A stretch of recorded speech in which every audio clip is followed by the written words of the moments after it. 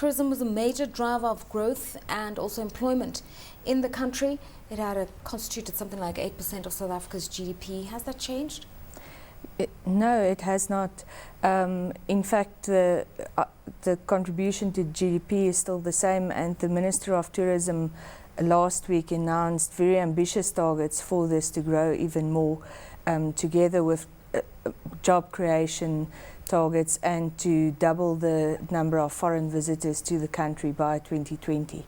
So it's still a very vibrant and exciting sector. Right, but the sector has gone through a few of its own challenges, obviously precipitated by the global credit crisis, rising fuel prices, and so many international visitors not really flocking into South African shores as had been expected.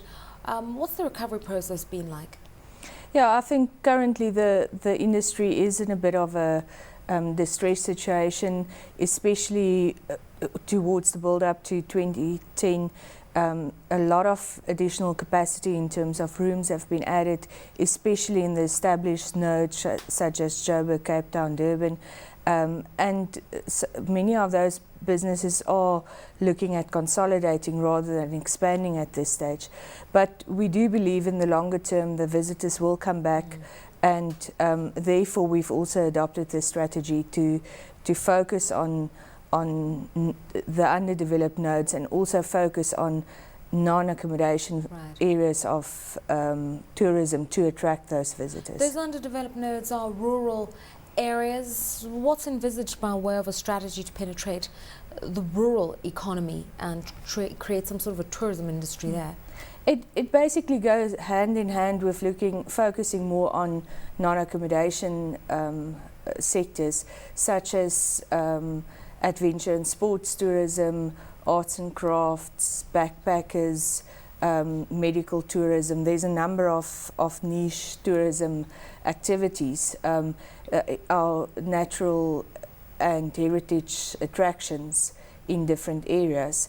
And if those can be developed, we also provide a more balanced package for a visitor who wants to come and visit, and it's not just limited to certain specific attractions. The IDC is injecting about 250 million rands towards some of these tourism projects, obviously in line with the government's new growth path to create labour-intensive industries and to create jobs by the year 2020. Tangibly, how are you going about it? Yes, you've told us about sort of adventure, niche, off-road, offbeat type projects, but what would be a priority for the IDC? Because within it you've got to consider the growth aspects and the job aspects. Yes, I think we're trying to look at it at a more integrated approach, obviously identifying specific projects and specific subsectors that we can develop. We are looking at a beach resort in KZN. We're looking at Northern Cape extreme sport attraction together with the Northern Cape government, and there's a number of other activities or a number of other areas where we're also looking at attractions that we can develop.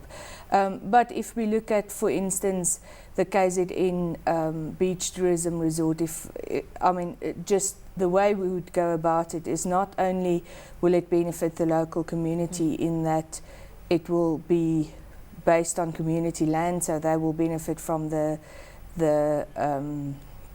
lease of the land, but there will also be job creation which will be specifically primarily given to the local community, and also additional businesses opportunities that may come out of such a development, such as generally a hotel would outsource its laundry or its cleaning services, and those may become small businesses that the local community can become Is the involved IDC in. going to bear the brunt of the investment, or are you looking at partnering with local investors, other private equity players, that sort of thing? It's a combination. We will always look for an operating partner. We essentially a financier, so we won't be running the business on a day-to-day basis, so we would definitely look for operating partners, and therefore also share the equity and the funding, but we will put in a lot of the debt and equity funding towards the business ourselves. you know, IDC, the I, if we underline that, industrial, also speaks to a lot of the approach and the vision that the development financier has in line with the government, and that's an emphasis on manufacturing economies, industrial programs within the tourism value chain, the supply chain, when you're working with caterers, whatever the case may be, as you create and invest in some of these businesses. How much of an emphasis are you going to have on supporting local suppliers and local industries related to tourism? Yeah, I mean, as far as it's possible, and I think in the tourism industry, most of the construction, most of the hotel development, the shop fittings, the equipment that goes into such a development will be locally sourced, and that's definitely for us a priority, something that we will make sure that there's local content. And even when we look at projects in the rest of Africa, we have a requirement that a certain percentage of the goods and services must be locally based.